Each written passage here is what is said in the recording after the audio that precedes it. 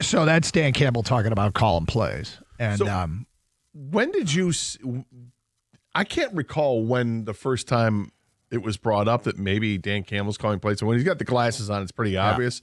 He's got the menu in front of him. But he didn't. Did he start the game like that? I don't know. It was early in the game where there were cutaway shots with him holding the menu and appeared to be reading the menu. Because they started off touchdown, touchdown, touchdown. So it's like if John Morton was calling plays to start off, it's not like he did a bad job. Do you remember Friday's show? I made the comments about kind of reading some tea leaves. It felt like a John Morton game. It wasn't a John Morton game. It already had been a John Morton game the previous Sunday.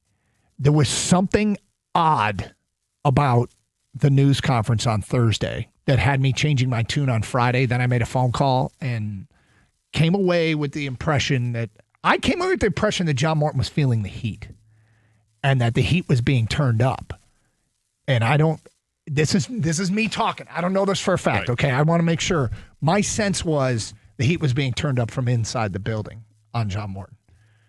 And look, I want him to be successful. I want all the coaches to be successful. But that was my takeaway after watching Thursday, and it prompted a phone call.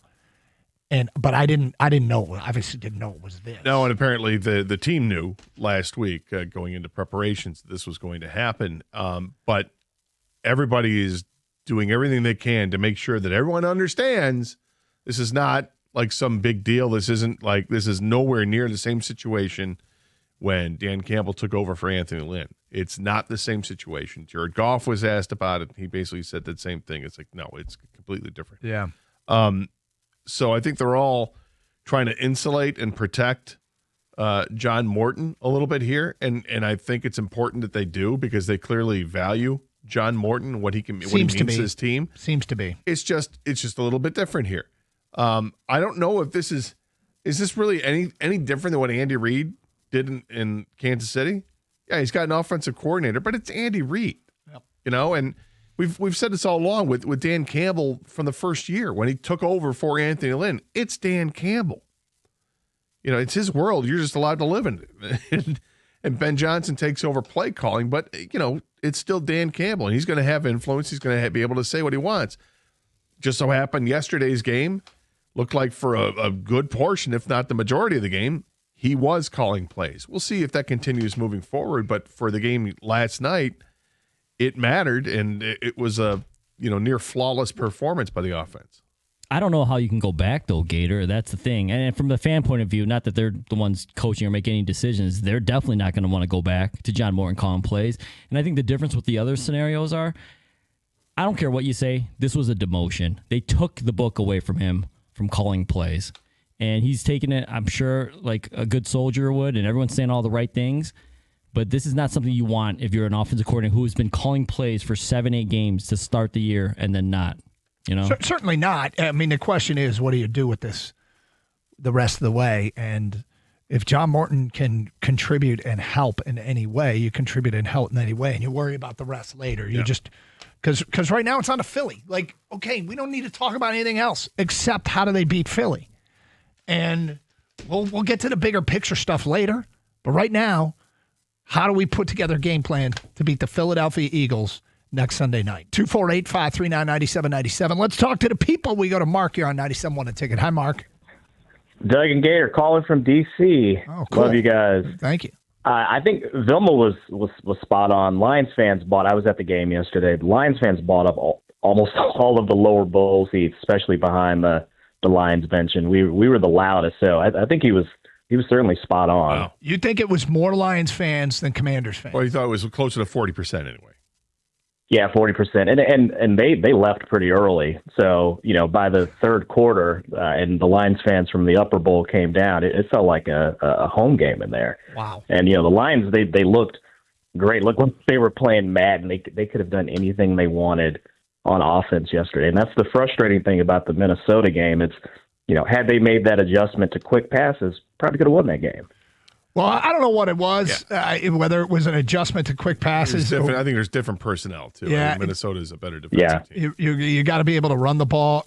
But at the end of the day, you look at the Bills Okay, the Bills just inverted with the Lions. The Bills are coming off a huge win over Kansas City last Sunday. Huge moment for them, statement in the AFC, and they got on the road and they get smacked by the Dolphins. The Lions laid their egg last Sunday, come back and annihilate the Commanders. And it's just the performance from week to week is, you wonder why, and we kind of ask Goff this, how come you just don't look the best every week? And I mean, it's not easy.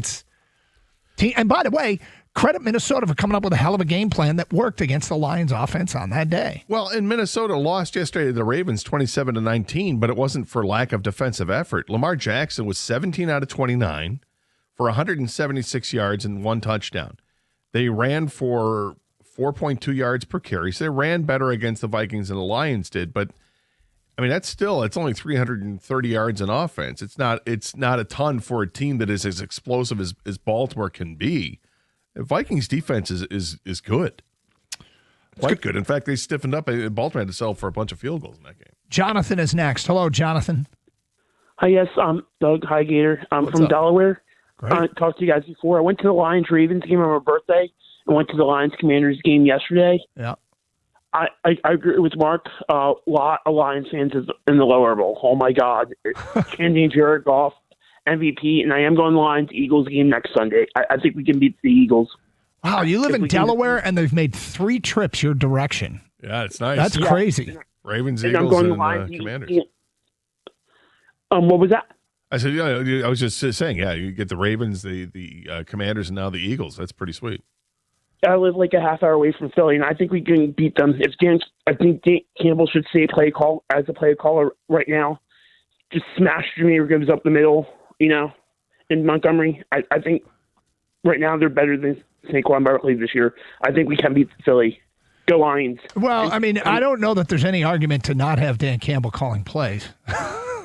I like, at this point, what's the debate? Now, he did make the comment that everybody, you have your game day duties, and when he's calling plays, it kind of shifts everything around. Like there was the young coach that was standing next to him that told him to challenge the Khalif Raymond catch. You could just see him take his headset off and say, challenge that, and he dropped the red flag immediately. So there's communications. They have to shift around some responsibilities, and other people have to step it up, and that's perfectly fine. But it does shift around a lot of people's responsibilities, and but look, they were able to do it yesterday. It's going to be really, really interesting if they can do it against Philly. If the Lions offense looks like this kind of well-oiled machine, or I mean, they don't even have to look this good, but if they're good on Sunday against the Eagles, you can pretty much lock this in the rest of the season. I don't know that you can't do that already, but 248-539-9797. Hey, on Mondays we do Champ and Chump of the Weekend. Who should be singled out for having the best weekend? Who should be called out for having a weekend that stunk? We will get to our nominations today at 10:35. Brought to you by Sarah Chevrolet, Sterling Heights. That at 10:35. We'll get your Champ and Chump votes in as well. Who do you got for Champ and Chump of the Weekend? It's 97.1.